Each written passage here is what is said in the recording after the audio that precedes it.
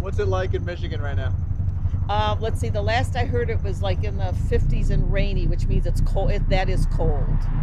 It's cold. And now that we're in November, we're probably going to, we've already had snow in October. They've had snow back 75 there. degrees. Yes.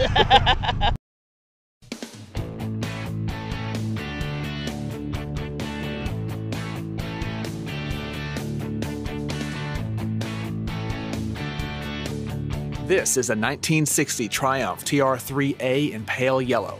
It's a straight 4-cylinder, 100 horsepower engine and does 0 to 60 in 12 seconds. It sits 5 inches off the ground and is only 46 inches tall. This is a fun car to drive. This episode, I'm with Eileen. Eileen and her husband Ray are from Michigan and they moved to the Triangle to be closer to family. This is one of the many reasons why people call me when they move to Raleigh, Durham. I'm Justin Burleson, and this is Relocators Riding with Realtors in the Triangle.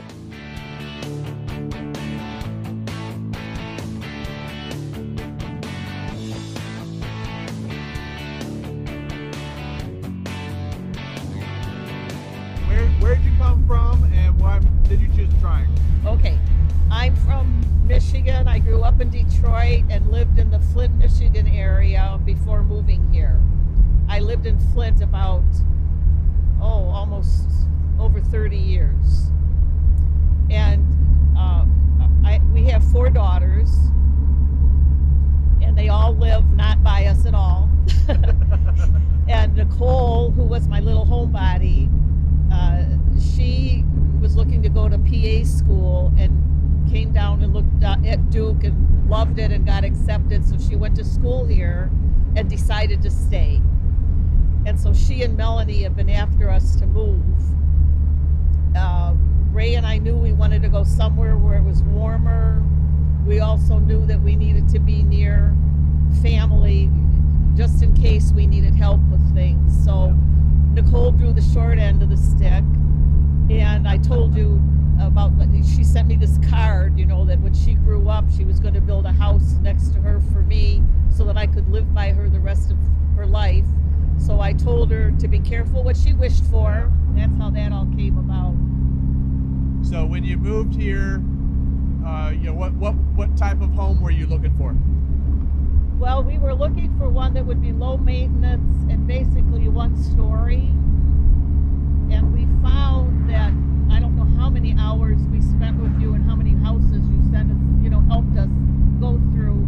But there really weren't a lot of 1-story homes for sale. Not a lot. A lot of them had walkout basements, so you had to go, the garage was in the bottom of the house, and you had to go upstairs to get to the kitchen. So that's when we decided on the Del Webb, and we were really glad that you were still able to work with us. Well, when it comes to new construction, you don't know what you don't know a lot of times.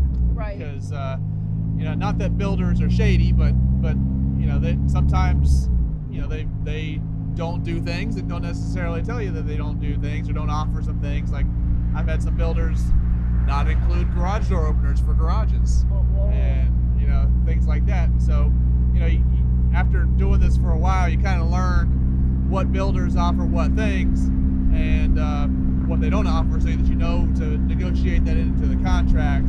And then we were so glad that we were working with you because you made sure, we were still in Michigan. So between you and Nicole and Mel, things got done with the way they should have been done. Right. So. And so you built from scratch, right? So right. You chose the lot and the floor model, plan right. and the concession, like the features. Yes. And so that was what, 6 months, 8 months? It took about, let's see, we were here in April. We made the decision. We had to start paperwork in May. It took, I think they started building the home in July, and then we moved in towards the end of September, the 1st of October of that year. So it didn't take long once things got rolling. Right. And, we were able to get a house that we didn't put a loft in our home. We put no access to the attic through the garage. Everything on one level, exactly how we wanted it. So your neighborhood has a lot of activities, Yes. And amenities too. Why don't we talk about those? The activity, oh, where we live? Yeah. Oh my goodness.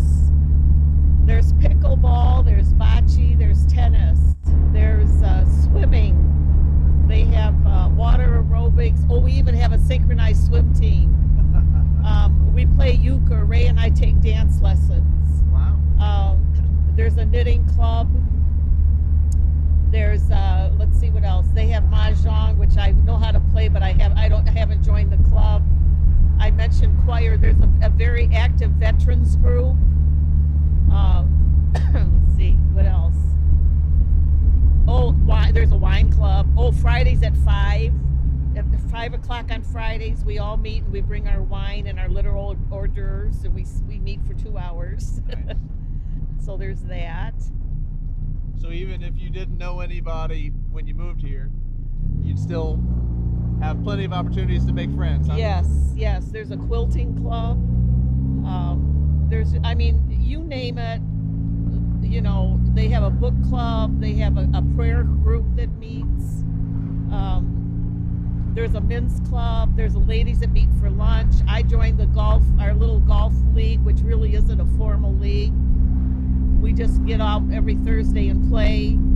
Some ladies play 18. Some of us play 9.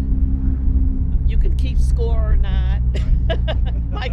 I always say we golf for lunch. Right. That's why we golf. The other good thing about moving in this area, we weren't here a couple of months when I had a very serious health scare, and I didn't know any doctors or anything. Right. And fortunately, with Nicole being in the UNC system and having a UNC doctor, I was able to get care through UNC, and I can't say enough about the wonderful medical facilities between UNC and Duke. Yeah. It's really, for a person over 60, that you find out you have all these aches and pains and health issues. We are very fortunate that we moved in this area, because had I been back in Michigan, I would have ended up having to go to Ann Arbor for treatment. Yeah. And I can't say enough about the health care that I've received, and the medical personnel. They really care about their patients. Right. So that was a real positive for us.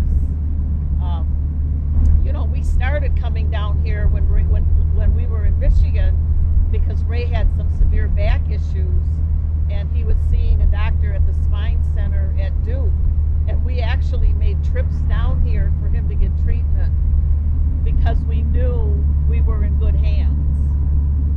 So that was a positive, for another thing for us moving here was Right. the healthcare system. Yeah, I have a lot of clients, a little older clients, that the healthcare system, having doctor access and hospital access is very important. Right. And so they're always they always seem to be pretty satisfied with the access to healthcare around here. And then living in the Triangle area, you've got wonderful performing arts centers. There's UNC has one, Raleigh has one, Duke has one. There's DPAC. I mean, Ray and I love the symphony. We love Broadway plays, musicals. I mean, we feel like we've died and gone to heaven, because where we lived before, we were a good hour away from a lot of these things. And here, everything's like 20 minutes. Yep. And even though I left my beloved Detroit Tigers behind, there is the wonderful Durham Bulls. Yep. And so we're able to still, go to baseball games and actually see some of the players we're familiar with when they get sent down to the minors. So, this is a great area for arts. It's a great area for medical. We love it here. Good. We're very happy. Here to stay, huh? Yep. All right. We're very happy that we chose to move here. We like the weather a lot. I mean, I went golfing this morning, and it's the 1st of November. That's unheard of in Michigan. So you're able to do a lot more outdoors for a longer period of time. Yep. We're on a cul-de-sac, so we're all in the same boat. We've all moved to be my family. So even though you've left your friends behind, you make new friends, and you have a lot in common because, you know, you've left a lot of your old friends out of state. So we've made very good friends in our neighborhood. We're a very close-knit neighborhood. We go on trips together. We support each other through bad times, and it's just been very nice. Where are some of your neighbors from? New York, New Jersey, Ohio. One of them actually moved here from Hope Valley in Durham. Oh, okay. A couple of them are from North Carolina and just moved like from a neighborhood into the Del Webb community. We have neighbors from Georgia. Let's see, where I think that covers, that's about it. And then on the street over from us, there are some people from Michigan. We're finding a lot of people from the East Coast have moved here, or into Del Webb anyway. But this morning I golfed with a lady who was from Kalamazoo, Michigan. So, you know, they're from all over. Oh, and our choir director, Ray and I joined the choir at Del Webb. Our choir director was born in Flint, lived in Troy, Michigan, where Ray worked for Delphi, and she taught at Cranbrook, which is a very prestigious school in Birmingham, Michigan. What a small world. Yeah, they're good. And the lady that owns the Supercuts near Briar Creek, she and her husband live not too far from where one of my sisters and brother-in-law lives. Wow. So it's a small world. Do you have any advice for people who, you know, who might be in a similar situation as you were when you were considering making a move? You know, what you would do anything differently, or if you'd advise somebody to do something? Get yourself a good real estate agent like Justin. Someone who will work with you, even if you're building. My advice would be to realize that it's a hard move when you're leaving a place you've lived for a long time behind and your friends, but you have to realize that where you're moving to, people are in the same boat that you're in, so it makes the transition a little bit easier, because you're all here because of children, and it just makes it easier to know that you're not alone, you know, when missing your home or your friends, or maybe you had, you know, favorite place that you shopped and you can't, you know, you're not getting the same things that you did before. But I always say you need to be adventuresome, and it's a new chapter in your life, and you need to look for. It's just like when you worked all those years and you retired. There is life after retirement. Right. So there is life after you move away from a place you've lived in a long time. And you've made a good life for yourself here. I mean, Yes, you're we really have. busy. Yes, I am very busy. And then once we realized we were moving, you know, like we made up our mind 6 months before the house was built and everything, and we moved. Start purging. That's the time to start cleaning out, you know, your house and downsizing. Don't Right. wait until you move, because everything you move here adds weight to the truck. Right. And you're going to pay for that, and then you're going to end up dumping it once you're here. So, and it's hard, you know, when I looked at some of my things, and I looked at them like, number one, is this something I use a lot? Number two, if I were to die right now, does anybody want this? And because 9 times out of 10, your children do not want your stuff. I'm just picturing all the stuff at my parents' house right now.